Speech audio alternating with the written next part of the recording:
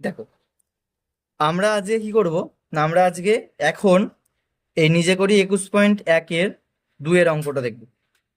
2-এর অঙ্কটা কি বলেছে না, দেখো আমরা আগের দিনে দুটো টাইপের অঙ্ক শিখেছিলাম, এই একটা টাইপের অঙ্ক শিখেছিলাম। আজকে অন্য একটা টাইপের শিখবো। এখানে কি বলেছে না, বলেছে যে সবিতা অনেকগুলি জবা ফুলের মালা ও অনেকগুলি গাঁদা ফুলের মালা তৈরি করলো। যদি সে 12টি জবা ফুলের মালা ও 15টি গাঁদা ফুলের মালা তৈরি করে, তবে জবা ফুলের মালা ও গাঁদা ফুলের মালার অনুপাত কত হবে লিখতে বলেছে। এবং এই অনুপাতটা গুরু অনুপাত হবে না লঘু অনুপাত হবে সেইটা জিজ্ঞাসা করেছে। আমরা আগের দিনের অঙ্কটায় কি করেছিলাম না, অনুপাত দেয়া ছিল, সংখ্যা বের করেছিলাম। আজকে যেটা শিখবো সেটা হচ্ছে সংখ্যা দেয়া আছে, আমরা অনুপাত দেব। তাহলে চলো করা যাক। প্রথমে দেখো কি বলেছিল না, সবিতা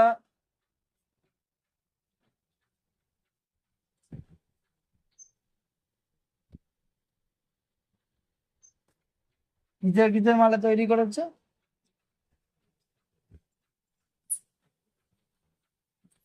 জবা ফুলের মালা তৈরি করেছে। কটি জবা ফুলের মালা তৈরি করেছে সবিতা? না 12টি। আর কি করেছে না, আর গাঁদা ফুলের মালা, আর নামটা লিখলাম না, গাঁদা ফুলের মালা তৈরি করেছে কটি? 15টি। তাহলে সবিতা জবা ফুলের মালা তৈরি করেছে 12টি, আর গাঁদা ফুলের মালা তৈরি করেছে কটি? না, গাঁদা ফুলের মালা তৈরি করেছে 15টি। এবার আমাকে কি বার করতে হবে না, আমাকে বার করতে হবে অনুপাত। তাহলে আমি কি লিখবো,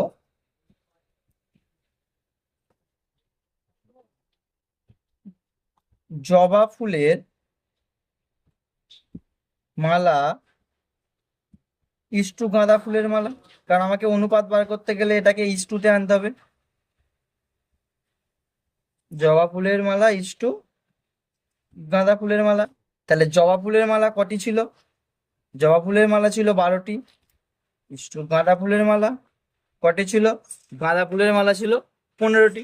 তাহলে জবা ফুলের মালা আর গাঁদা ফুলের মালা, এবার এদেরকে যদি আমি কাটাকুটি করে দেখো সমান সংখ্যা যদি কাটি, জবা ফুলের মালাকে যদি আমি 12 আছে আর এখানে আছে 15, তাহলে দুজনকে আমি দেখতে পাচ্ছি 3 দিয়ে যাবে। তাহলে একে 3 দিয়ে কাটলে বেরোবে 4, আর 15কে 3 দিয়ে কাটলে কত বেরোবে? 5।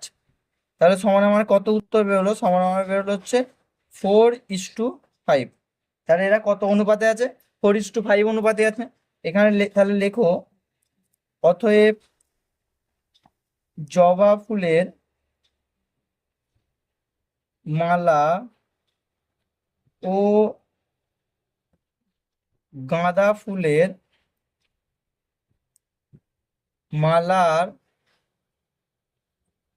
অনুপাত হলো 4:5।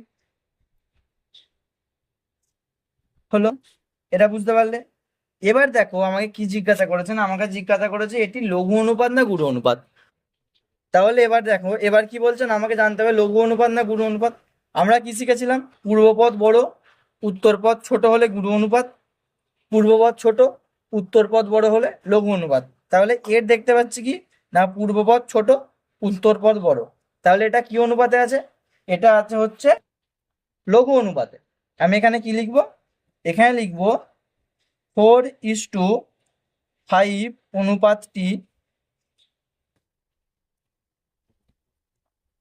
একটি লঘু অনুপাত।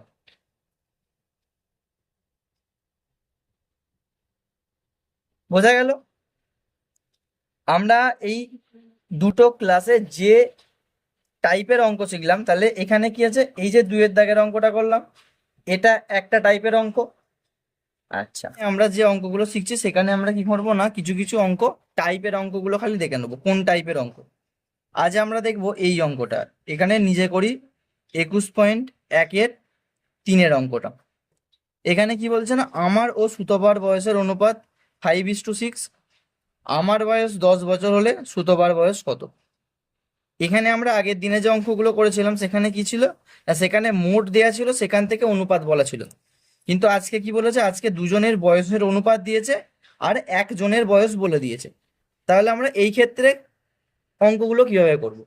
তাহলে চলো এই অঙ্কটা দেখা যাক, যে অঙ্কটা কি বলছে। দেখো এখানে কি বলছে, এখানে বলে দিয়েছে, কি বলেছে না, আমার ও সুতপার বয়সের অনুপাত 10। তাহলে এখানে কি লিখবো, আমার ও সুতপার বয়সের অনুপাত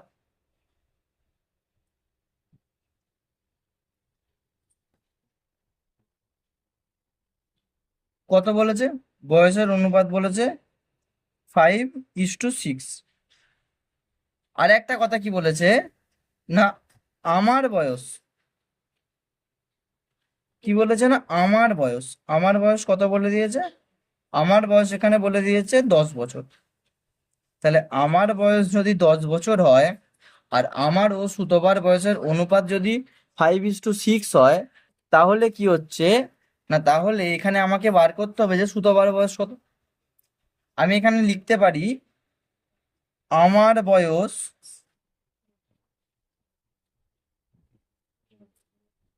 বাই সুতপার বয়স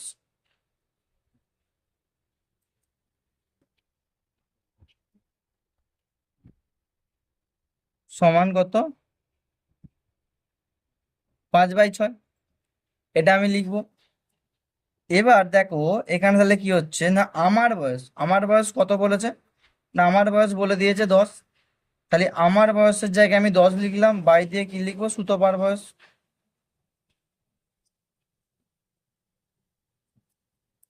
সমান কত, সমান 5/6 হলো। এবারে দেখো আমি যদি কি করি না, এটাকে যদি আগে নিয়ে চলে আসি, এটাকে যদি পরে, এটা হচ্ছে আমার 1 নম্বর সমীকরণ। এটা আমার ক নম্বর সমীকরণ? 1 নম্বর সমীকরণ। এইবারে আমি কি করব না, আমি একে এদিকে নিয়ে এদিকে নেবো, এটাকে এদিকে নেবো। 2 নম্বর সমীকরণ। আমি তাহলে এখানে কি ধরবো না, আমি এখানে ধরতেই পারি 5/6। 5/6 সমান কি, দেখো 10, এখানে বলছে 10 বাই, আমি লিখলাম সুতপার বয়স।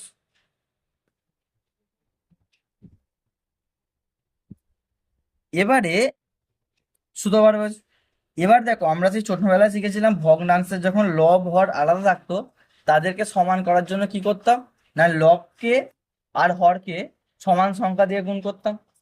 কি করে? লসাগু করে। তেমন এখানে দেখো যে বলেছে, যেখানে দেখো বলে দিয়েছে কি, আমার বয়সের অনুপাত দিয়েছে 5 আর আমার বয়স এখানে বলে দিয়েছে 10। তার মানে কি, তার মানে হচ্ছে আমার বয়সের অনুপাতের সঙ্গে আমার বয়সটা হচ্ছে দুগুণ, অনুপাতের সঙ্গে আমার বয়স দুগুণ। তাহলে এখানে দুগুণ মানে এখানেও দুগুণ। এখানে আমি তোমাদের বোঝাচ্ছি, এখানে দেখো 5/6 যদি সমান দিই, এখানে লেখো 5 আর তলায় লেখো 6। যদি 10 হচ্ছে 5-এর দুগুণ হয়, তাহলে 6 ও 5, 6টাকেও দুগুণ করো, 6কেও দুগুণ করো, কারণ ওপর নিচেও আমাকে কি করতে হয় না, লব আর সমান করতে গেলে আমি কি করতে হয়, সমান সংখ্যা দিয়ে গুণ করতে হয় ভগ্নাংশকে যখন আমরা সমান করি। তাহলে এখানে 5 দুগুণে কত হচ্ছে, 10, আর 6 দুগুণে কত হচ্ছে, 12। তাহলে আমার এখানে কি বললো, 10/12। তাহলে এটা হচ্ছে আমার কি, এটা হচ্ছে আমার 2 নম্বর সমীকরণ। তাহলে এখানে কি বোঝা গেল না, আমার বয়স 10 হলে তাহলে সুতপার বয়স কত বেরোলো, 12। তাহলে এখানে আমি কি লিখবো, 1 ও 2 নম্বর সমীকরণ থেকে পেলাম সুতপার বয়স 12 বছর। এখানে একটা অতএব চিহ্ন দাও, অতএব। তাহলে বোঝা গেল কি করলাম, না, প্রথমে আমাকে কি করতে হবে না, আমাদের দুজনের বয়স লিখে, যখন আমরা করেছিলাম যে যখন কোনো একটা ভগ্নাংশের অঙ্ক যখন ছোট থেকে বড় সাজাতাম, তখন কিন্তু তাদের হরগুলোকে সমান করতাম। হরগুলো সমান করার জন্য কি করতাম না, ওপর আর নিচে সমান সংখ্যা দিয়ে গুণ করতাম। এখানেও সেই নিয়মটাকেই কাজে লাগালাম। কি হবে না, আমি দেখতে পাচ্ছি আমার অনুপাত বলেছে 5, আর এখানে বয়স বলেছে 10, তার মানে এই 5-এর দুগুণ হচ্ছে আমার বয়স। এই 5-এর দুগুণ যদি আমার বয়স হয়, তাহলে এই অনুপাতেরও দুগুণ নিশ্চয়ই সুতোবার বয়স হবে, যেহেতু এটা অনুপাতের অঙ্ক। বুঝতে পারলে? বোঝা গেল এই অঙ্কটা? এটা ছিল 3-এর অঙ্ক, 19.1-এর 3-এর অঙ্ক। এইটা হচ্ছে একটা টাইপের অঙ্ক, এটাও একটা টাইপের অঙ্ক, 21.1-এর অঙ্ক, সরি। আমরা যে অঙ্কগুলো দেখো প্র্যাকটিস করলাম, আমরা সেই অঙ্কগুলো দিয়ে কি করব, ওই টাইপ দিয়ে এখানে যে কোষে দেখি 21 রয়েছে, এই কোষে দেখি 21-এর বেশিরভাগ বলতে গেলে আমরা সব অঙ্কই করে ফেলবো। তাহলে এই অঙ্কগুলোকে কি করতে হবে না, বাড়িতে প্র্যাকটিস করতে হবে, এবং এর পরে যদি কোনো নতুন টাইপের অঙ্ক থাকবে সেটাকে আবার দেখিয়ে দেবো।